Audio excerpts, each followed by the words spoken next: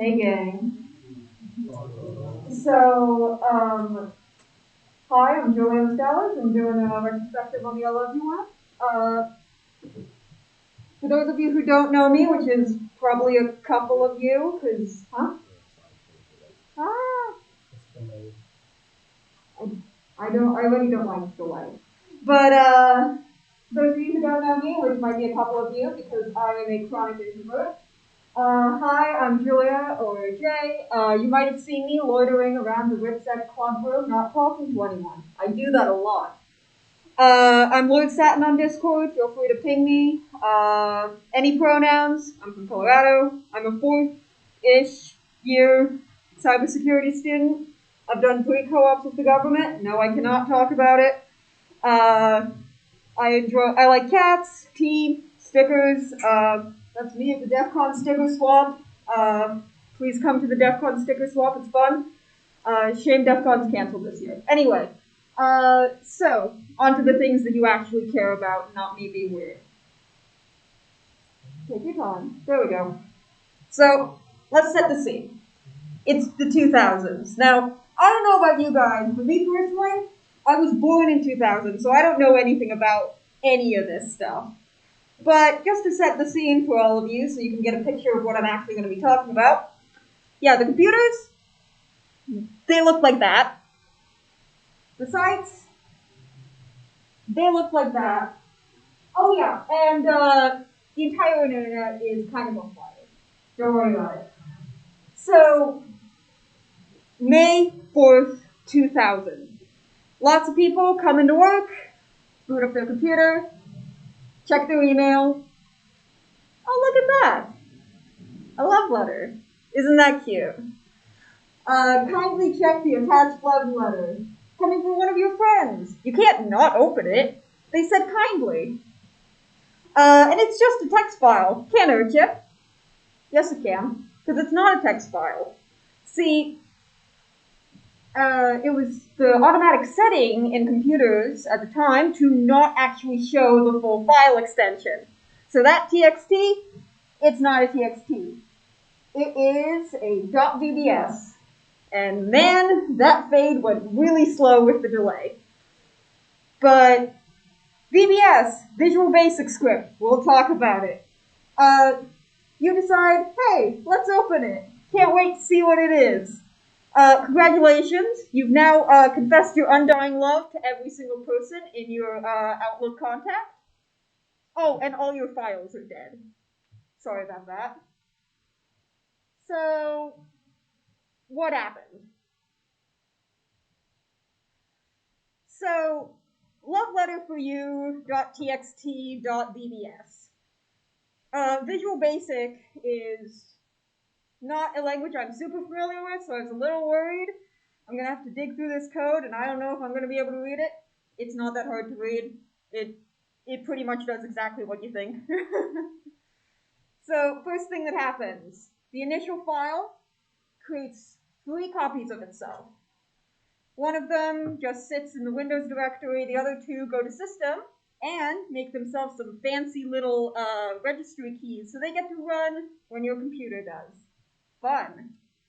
And then it invites another malicious file to the party, the ironically named winbugfix.exe. It'll grab it from one of 4 random sites, and that bad boy steals your system login, password, IP, all that fun stuff, and sends them to an email address in the Philippines. We'll get back to that. So, I mentioned before, your files are dead. I meant that. Yeah. All your important code? Yeah. It's the virus now. All your totally benign VBS files? Also the virus now. Your memes? Also the virus now. Your favorite song? Also the virus now? Not really. For some reason, it actually only hides MP3 files. I'm not sure why, because it overwrites the rest of them. But, yeah, so you can still listen to your favorite song, but everything else is gone. Sorry. So it actually does the spreading part of it being a worm. Thank you, lovely graphic from CNN that I shamelessly stole. So it spreads by email, going to every single email in your contacts, sending the exact same thing that you got. And if you happen to have an MRIC channel, it sends it to everyone there too. It doesn't actually send as a love letter on MIRC. It sends this thing that says, "Pretty please don't change the script." And it's supposedly coming from the inventor of MIRC, which, for those of you who don't know, was an early internet relay chat. So it essentially had two prongs of attack. It had the email for the less tech-savvy people, and the MIRC for secondary spreader. So while I was reading the code, yeah, it's not obfuscated. You can read it. It's very obvious. The subroutine names are things like infect files and spread to email. Yeah, you can tell what those do. Also, it was signed. Had a pseudonym, email, group name. We'll get back to that. Just some fun little shenanigans that I noticed while I was reading through the code. First line includes, "I hate go to school." Yeah. And he misspelled mail. So the function that actually sends the email is called mail, M-A-L-E, instead of mail, M-A-I-L. So, fun. So, you might be thinking, how much damage did a honestly very poorly written worm do? Well, quite a lot. So, as I mentioned, May 4th, 2000, it actually starts spreading. 5 hours later, companies and governments are fully shutting down their email servers. Keep in mind, this was 2000, so while now a lot of email servers are centralized, so you have like your Gmails and your Outlooks and all that sort of thing, at the time, most companies ran their own email servers. So it wouldn't take too much to knock one of those offline. The Pentagon, CIA, British Parliament, they're all taking their stuff offline. 10 days later, 10% of all devices connected to the internet have been infected at least once. Most of them have been hit several times. That's somewhere in the ballpark of 50 million computers. Another graphic that I shamelessly stole from CNN, starting in the Philippines, it spread all the way out incredibly quickly. And numbers-wise, 5.5 to 8.7 billion in damages, mainly lost files because of the whole fun little overwrite all your files with the virus thing, and 10 to 15 billion in cleanup, usually just trying to get it off your systems. Little quick side note, because I found this was interesting. There was actually one place that was able to kind of counter it. The United States Air Force, they had this thing called ASIN, basically Automatic Security Incident Measurement. And what it did is it was a bunch of sensors across 112 Air Force bases that were monitoring all the email traffic coming in. So this thing could notice if there's a nasty file on the way and tell that computer that it's being sent to, hey, TCP reset, stop everything, please, thank you. So that was pretty much the only mitigation aside from taking everything offline.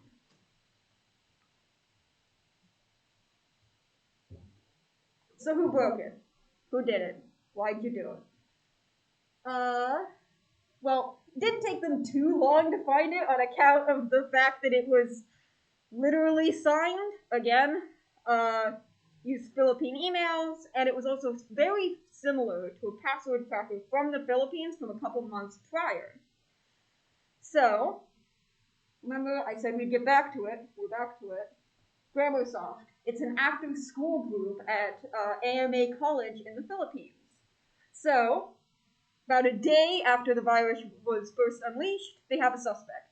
They raid a house, find a floppy disk with names and resumes of everyone in this Grammarsoft group.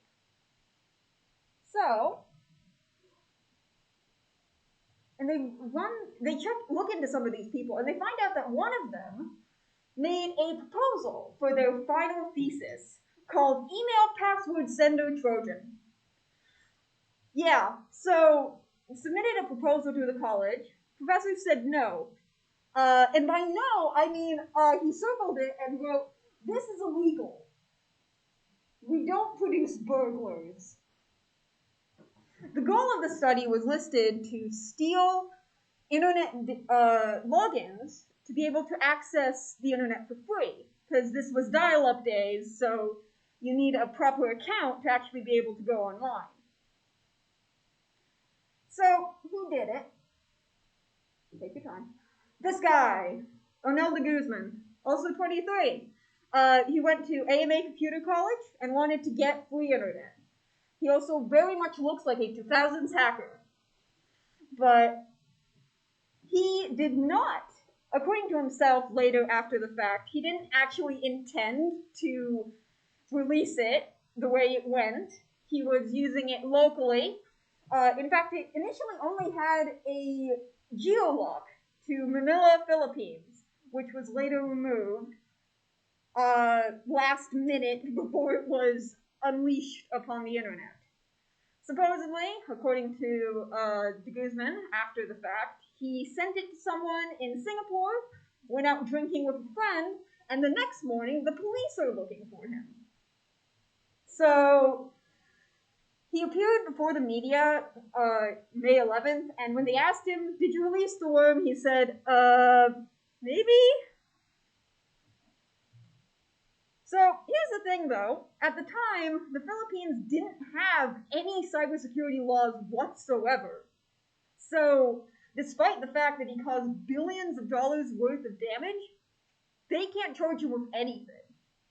So, all charges were dropped. A couple years ago, Geoff White of Computer Weekly tracked him down.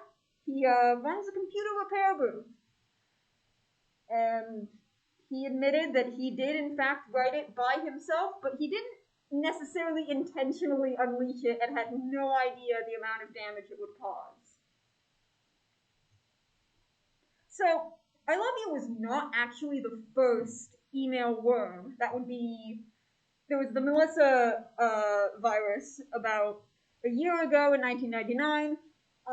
Here's the document you asked for. Don't show anyone else. Smiley face. Yeah, just as convincing. However, the ILOVEYOU worm was significantly more prolific. It, like I said, 10% of all internet-connected devices in 10 days. So it was one of the big things that made people actually care about cybersecurity, because they saw how quickly an honestly very poorly written piece of malware can proliferate through the entire internet.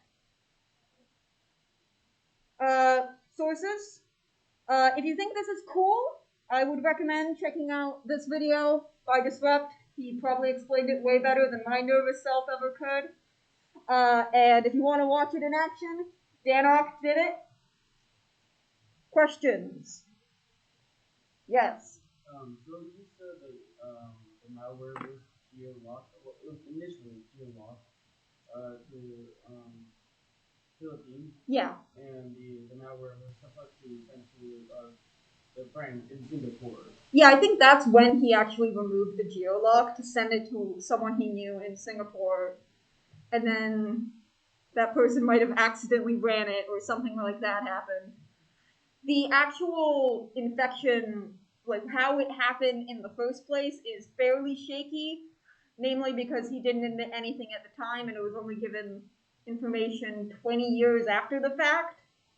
So, we're not quite sure how it got on the internet, but it was probably his fault. Somehow. Yes. What made you want to present on this? Did you like receive the email, or were you just curious? So I'm a bit of a geek for old malware. I just think they're really fascinating, seeing the way that malware has evolved from I love you to the more sophisticated attacks we have now. Because the thing with the I love you worm is you'd know immediately once you were infected. Because you'd have all those emails sent from your inbox and all your files are immediately dead. There's no hiding with these. So I find it to be really fascinating the way that malware has evolved. And honestly, even this malware has evolved. Because there are more versions of the I love you worm. There are versions that completely wipe your computer. There are versions that do all kinds of things. And the interesting thing about this one, it was one of the first malware that actually leveraged people. Because it needed you to open the email. The vulnerability it used would only work once the actual file was open. So it needed to convince you to open the file. So I think it's a really fun little piece of history. And the fact that it's so poorly written is even more interesting. The fact that some guy made something in his bedroom that crippled the internet for days. Fascinating, I think. Any other questions? I might have one last question. Yeah?